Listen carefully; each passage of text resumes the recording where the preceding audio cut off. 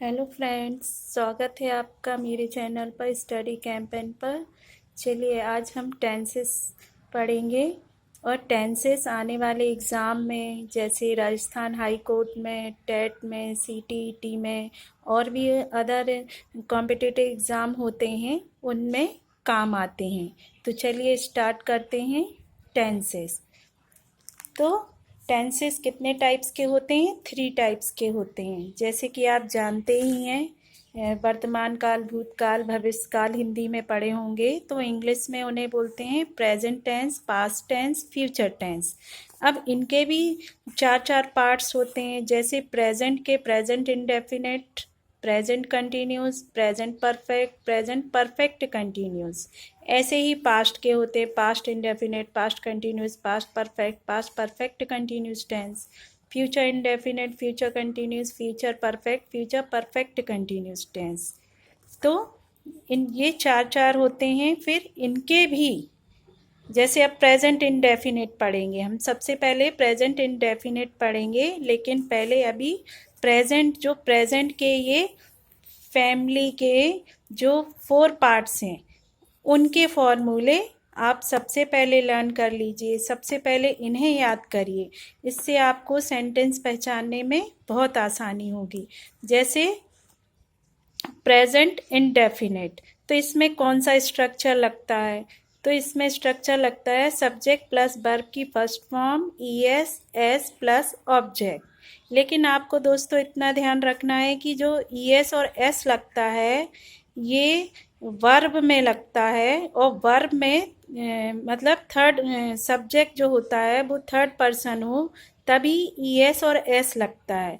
इसका एक और आसान तरीका है, यदि सब्जेक्ट सिंगुलर है तो वर्ब में ईएस और एस लगेगा, और यदि सब्जेक्ट प्लूरल है जैसे दे, वी, आई, तो उसमें वर्ब में एस ई एस नहीं लगता है। बस इतनी सी बात आपको ध्यान रखना है।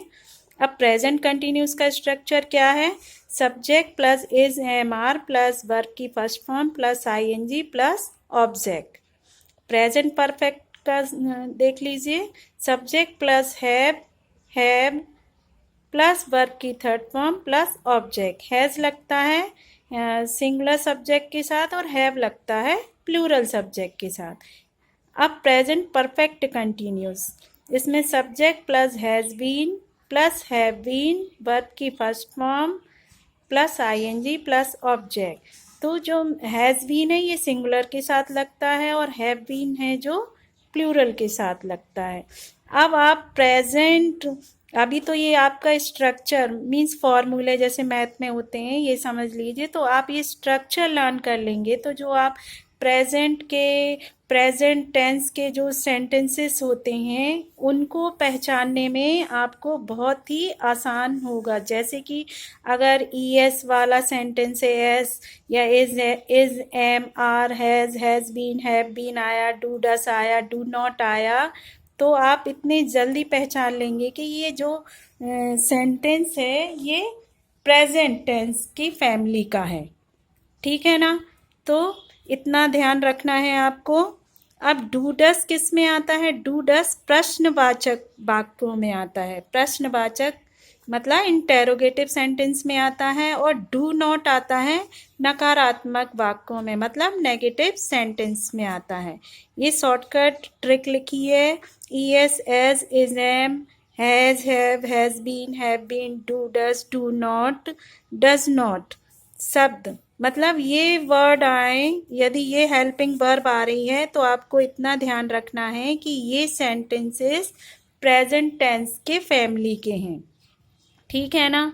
और ये स्ट्रक्चर अच्छे से लर्न करना है आपको। ये स्ट्रक्चर लर्न कर लिया तो आपको बहुत ही आसान होगा। चलिए हम प्रेजेंट इंडेफिनिट के सेंटेंसेस बनाते हैं।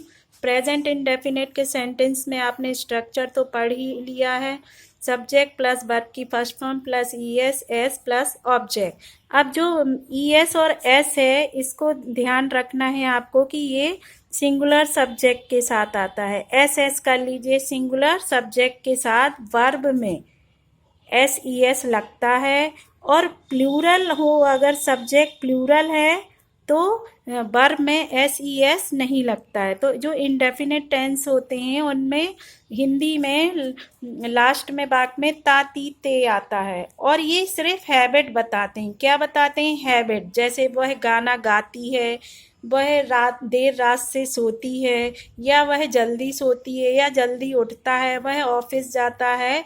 तो इसमें क्या बताते हैं? प्रेजेंट इंडेफिनिट सेंटेंस में क्या होता है? आदतें बताई जाती हैं। तो चलिए शुरू करते हैं। जैसे हिंदी में लिखा सीता गाना गाती है, तो अब सीता कौन हो गया? सब्जेक्ट हो गया। गाना क्या हो गया? वर्ब हो गया। गाती है क्या हो गया? ऑब्जेक्ट हो गया। तो इसका बनेगा सीता सिंग्स अ सॉन्ग। तो सीता कौन था? सीता कौन थी? सिंगुलर सब्जेक्ट थी। तो सिंगुलर के साथ देखिए वर्ब में एस लग गया।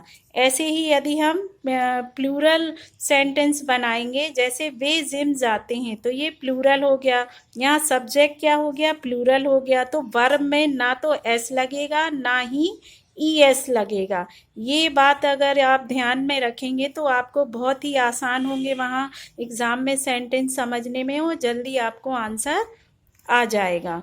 तो इतना याद रखना कि अगर ही सी इट नेम है या सब्जेक्ट सिंगुलर है और थर्ड पर्सन है, तो उसके साथ SES वर्ब में लगता है, और यदि सब्जेक्ट प्लूरल हो तो उसमें SES वर्ब में नहीं लगता है। बस इतना ध्यान रखेंगे, आप बहुत जल्दी ही सेंटेंस को पहचान जाएंगे। चलिए आगे बढ़ते हैं नेगेटिव सेंटेंस की तरफ। नेगेटिव सेंटेंस में इसका रूल जल्दी से देख लेते हैं। Subject plus does, do not plus verb की फर्स्ट फॉर्म प्लस ऑब्जेक्ट। अब डस किस में लगता है? डस जब लगता है जब सब्जेक्ट सिंगुलर हो, और डू कब लगता है? जब सब्जेक्ट प्लूरल हो। जैसे सीता गाना नहीं गाती है, तो Sita does not sing a song. तो यहाँ क्या लगा? डस लगा, क्योंकि सीता क्या है? सिंगुलर सब्जेक्ट है, तो उसके साथ डज लगा। अब जैसे हम स्कूल नहीं जाते हैं, हम स्कूल नहीं जाते हैं, तो इसमें सब्जेक्ट क्या हो गया? प्लूरल हो गया, मतलब बहुवचन हो गया। तो उसके साथ क्या लगेगा? डू नॉट लगेगा। चलिए आगे बढ़ते हैं इंटेरोगेटिव सेंटेंसेस में।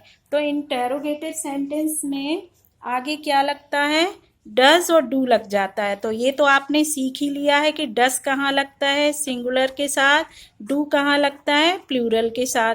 अब does, do plus subject plus verb की फर्स्ट फॉर्म प्लस ऑब्जेक्ट। तो अब इसका सेंटेंस क्या बनेगा? Does Sita sing a song. क्या सीता गाना गाती है?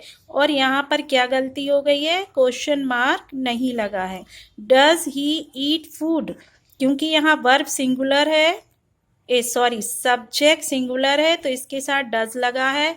यहाँ सब्जेक्ट प्लूरल है, तो उसके आगे डू लगा। जैसे do we go to school, यहाँ क्वेश्चन मार्क आएगा। Do they go to school, यहाँ भी क्वेश्चन मार्क आएगा। तो दोस्तों, यदि मेरा आपको वीडियो अच्छा लगा हो तो मेरे वीडियो को लाइक करिए, शेयर करिए ज़्यादा से ज़्यादा अपने दोस्तों को, फ्रेंडों को।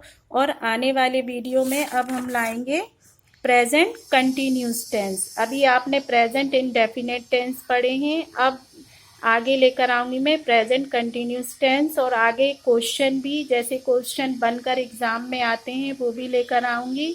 तो देखते रहिए वीडियो को और लाइक करिए। धन्यवाद।